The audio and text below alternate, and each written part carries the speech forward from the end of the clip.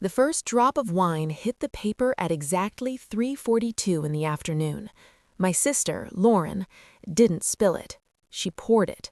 She stood over my 7-year-old son, Noah, tilting her glass of Cabernet with a lazy, almost bored precision. Noah had spent 3 days on that watercolor painting. It was a landscape of the river behind our parents' cabin in Oregon, a gift he'd been carefully working on for his grandfather. Now the dark red liquid bled through the blue sky, soaking the paper, warping the edges, turning his hard work into a soggy, ruined mess. "He needs to learn the world doesn't care about his little drawings," Lauren said, her voice slurred but steady. "It's cluttering the table, and honestly, Noah needs to toughen up." She finished the glass, set it down on the wet paper with a dull thud, and scanned the room like she expected applause. My Uncle Tom, slouched on the couch, laughed and slapped his knee. "That's a $50 lesson right there, kid. Toughen up or get eaten." The laughter spread, sharp and ugly, bouncing off the cabin walls. My mother, Helen, laughed too, soft, nervous, desperate to keep things light. My cousin smirked. Noah didn't move. He just stared at what was left of his painting, his small hands shaking on the table. I didn't scream. I didn't rush to clean the mess. I didn't even breathe for the first few seconds. I watched my son. Noah didn't cry. His shoulders trembled, his face flushed a deep red, but he made himself silent. He bit his lip until it went white, folding inward, shrinking in his chair like he could disappear if he tried hard enough. He wasn't looking for comfort. He was looking for invisibility. He was waiting for the laughter to stop, hoping that if he stayed quiet, the predator would lose interest.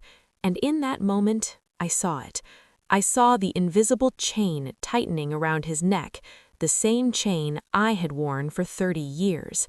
The chain that taught me to be agreeable, to be quiet, to never take up space. I was watching my son learn the fawn response in real time. He was learning that his pain was entertainment, that humiliation was the price of peace, that love meant endurance. He was learning to be me. The realization hit colder than the river outside. I wasn't just watching him get bullied, I was watching him inherit my trauma, passing down silence like an heirloom. If I didn't break it right now, he would carry it forever. He would grow up apologizing for existing. I looked at my father, Richard. He sat at the head of the table, hands folded over an empty plate, his face carved from stone. Anyone else would have missed it. I didn't. I saw his knuckles whitening around his fork, the muscle in his jaw twitching. The air thickened, heavy with decades of things never said. I stood up. The chair screeched against the hardwood floor, slicing through the laughter. I didn't reach for paper towels. I didn't look at the mess. I walked around the table and stood between Lauren and my son, my body blocking her view of him. I looked straight at her, and for the first time in my life, I didn't feel the need to fix anything. I didn't soften my voice. I didn't joke. I felt something colder than anger. I felt clarity. "You enjoyed that," I said. My voice wasn't loud. It was flat, precise. "You enjoyed watching a child create something, and you enjoyed destroying it." Lauren rolled her eyes, already pouring herself another glass from the bottle on the counter. "Oh, Emily, don't be dramatic. It's paper. I did him a favor. Now he can learn to do something useful instead of making messes." "Useful," I repeated. The word tasted like metal. The room went silent. My mother gasped, already panicking. I didn't blink. I wasn't managing the room anymore. I was done negotiating. I looked at my father again. His eyes had shifted from the table to me. Before I could say anything else, my mother rushed in, not to Noah, not to comfort him, but to the table. She grabbed napkins and started scrubbing the wine into the wood. "Oh, Lauren, you're so clumsy," she chirped, voice tight and frantic. "Emily, don't look like that. It was an accident. We can buy him a coloring book, a nice one." She smiled at us, pleading. "Let's just have a nice dinner. It's the holiday. We're family." And that's when it clicked. She wasn't confused, she wasn't helpless, she was addicted to the illusion of harmony, and she never paid the price herself. She taxed the quiet ones, she let the gentle ones bleed to keep the carpet clean. Exactly, Lauren said, emboldened by our mother's performance. She leaned back, swirling her wine. You baby him, Emily. I'm teaching him how the real world works. That was the snap, the final thread giving way. My father stood, not fast, not angry. He rose with the slow, creaking inevitability of a load-bearing beam finally failing. He walked to the mantel where a weathered wooden sign hung, "Family is Forever," painted in looping script. He stared at it for a long second, then turned to my mother. You wiped the table, he said quietly. You didn't check on the boy. You worried about the wood. She froze, a wine-soaked napkin clenched in her fist. Richard, don't...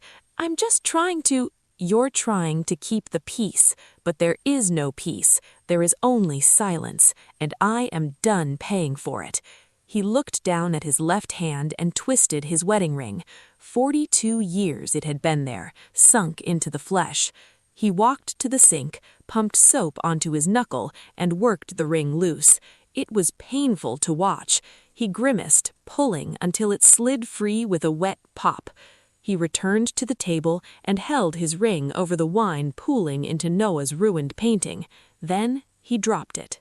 The metal hit the paper with a dull thud, splashing red across white. I'm done keeping your peace, he said, and I'm done protecting you. The silence wasn't quiet. It was a vacuum. My mother stared at the ring like it might explode. Lauren laughed, sharp and brittle. Dad, are you losing it? You're going to divorce Mom over a $5 painting? That's pathetic. He didn't look at her. He walked to his travel bag, unzipped it, and pulled out a thick black leather notebook, worn at the edges.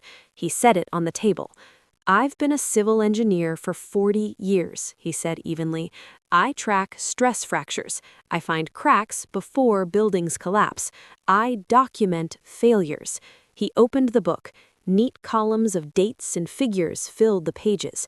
3 years ago, he continued, running a finger down the first page, you asked for $6,000 for a business launch. You said your brand was taking off. Lauren crossed her arms. And I paid you back, mostly. You paid nothing, he said.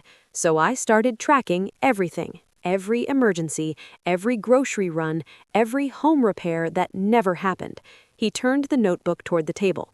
And then I hired a forensic accountant. My mother made a strangled sound. Richard, please, not like this. Everyone needs to hear this, he said. Everyone laughed at Emily. Everyone laughed at Noah. They think they're weak. They aren't. They're the ones paying the bill. He looked at me then, eyes heavy with apology. I let you believe you were less. I let you believe she was special, but I was watching. I was counting. He turned the page, bank transfer receipts taped neatly in rows. This isn't an allowance, he said. It's a ransom. His finger traced a line in red ink. August 9th, $12,000. You said it was a partnership buy-in. April 21st, $9,000. You said medical bills. He looked at my mother. But the largest transfer was 3 years ago, the night of the holiday party we didn't attend because you said you were sick. She shook her head, tears streaming. Stop, please. You didn't protect this family, he said, his voice breaking. You protected a crime. He turned the page. A police report was taped there. The $178,000 wasn't for business, he said. It was hush money. Lauren went still. The arrogance drained from her face. 3 years ago, my father continued, you drove home drunk. You hit a parked car. Then you hit a 19-year-old girl walking her dog. You didn't stop. The room tilted. I remembered the trip, the story about Europe, the silence. She fled the scene, he said, a hit and run.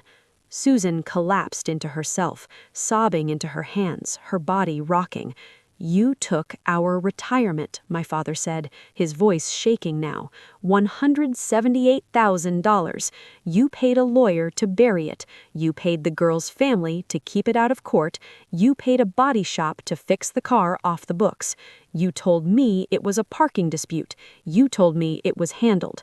He slammed the notebook shut. The sound cracked through the cabin like a gunshot. You stole our future to cover her crime, and then you let her sit here and mock a child for painting a picture. You taught her that destruction has no consequences. He turned to Lauren, who stood pale and blinking, her mouth opening and closing without sound. You aren't a businesswoman. You aren't an influencer. You are a liability, and your mother is your accomplice. The silence that followed was suffocating, the sound of a family myth dying. Lauren rallied, smoothing her expensive dress, trying to summon the arrogance that had protected her for 33 years. "So what?" she spat. "It was an accident. Mom helped me. That's what mothers do. They help, unlike you." She lifted her chin. "You're just jealous because she loves me more." My father looked at her with detached pity, the way an engineer looks at a condemned structure. "You have nothing," he said. He reached into the back pocket of the notebook and pulled out a folded document, placing it beside the ring and the ruined painting. "This cabin is in my name. It was my inheritance. Your mother's name is not on the deed. You have 1 hour to vacate." Susan wailed, clutching her chest. "Where will I go?" "I don't know," he calmly said. "Maybe stay with the daughter you invested in." He turned back to Lauren. "And as of 10 minutes ago, while you were pouring wine on my grandson's art, I froze the accounts. I reported the transfers as fraud. The bank locked everything." Lauren grabbed her phone, tapping wildly. Her face collapsed. "It's declined," she whispered. And there it was. Without borrowed money, her power evaporated. She wasn't formidable. She was hollow. Her confidence had been rented, and the lease had expired. My father opened the door. Rain poured in sheets, wind howling through the cabin. "Get out." Lauren looked around for allies. Uncle Tom stared at the floor. Susan just cried. Finally, Lauren looked at me. "Emily," she begged, "tell him he's crazy. I'm your sister." I looked at the wine-stained painting. I thought about the silence my son had learned. I said, "You should hurry. Traffic's going to be bad." 6 months later, the light in our new apartment was clean and white, pouring through wide windows overlooking a city park. It was smaller, but peaceful. I sat on the floor watching my father kneel beside Noah, teaching him how to cut wood for a frame. "Measure twice," he said gently. "If the frame is strong, the art is safe." Noah laughed when he spilled glue. No one yelled. Susan sent letters. I burned them unread. Lauren worked retail. The investigation buried her. For the first time, my son wasn't shrinking. He was taking up space. We broke the family to save the people. We burned the structure to protect the foundation. And it was the best bargain I ever made. Most people scroll past stories like this. The ones who subscribe are the ones trying to change something inside themselves. If this made you stop scrolling, subscribe, comment, and share this with someone who needs it.